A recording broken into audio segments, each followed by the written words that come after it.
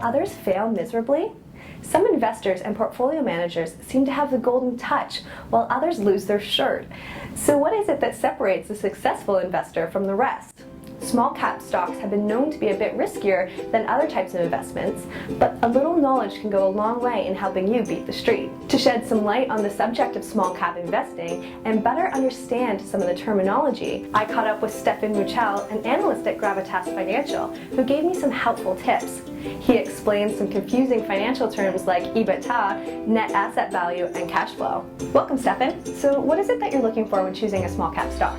I'm sure if you ask 10 different people, you'll get 10 different answers to this, but for me, I look for a company that produces a good or service that's better than anybody else in an industry that's large enough to support that company.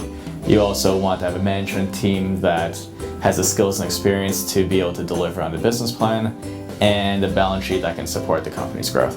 As a financial analyst, how do you go about valuing a company? There are two main ways you can value a company: using intrinsic value, like a DCF analysis, a discounted cash flow analysis, that you look at a company's actual assets, or you can look at its relative value, its value in comparison to other companies or indexes.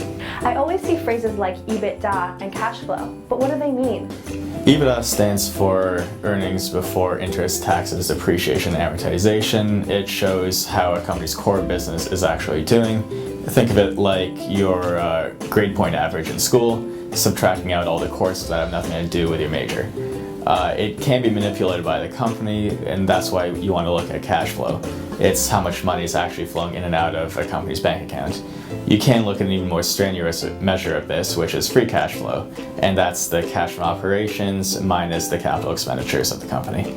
Can you explain net asset value to me?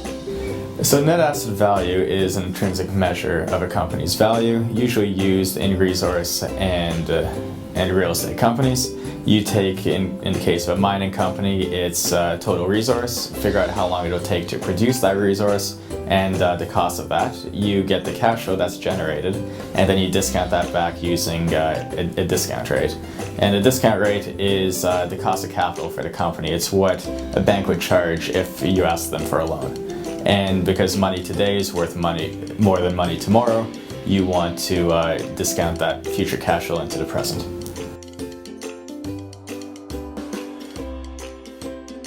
Yeah, I definitely think the individual investor has a much better time now than in the past. You have smaller bid-ask spreads, lower commissions, and a much greater access to information.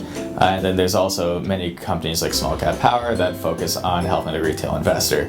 That being said, everybody has different risk tolerances and goals, and it's always good to consult a financial services representative. Thanks, Stefan. And if you have any questions for Ask the Analyst, email us at info@smallcappower.com or on Twitter, #SmallCapPower1. For Ask the Analyst, I'm Isis Essery.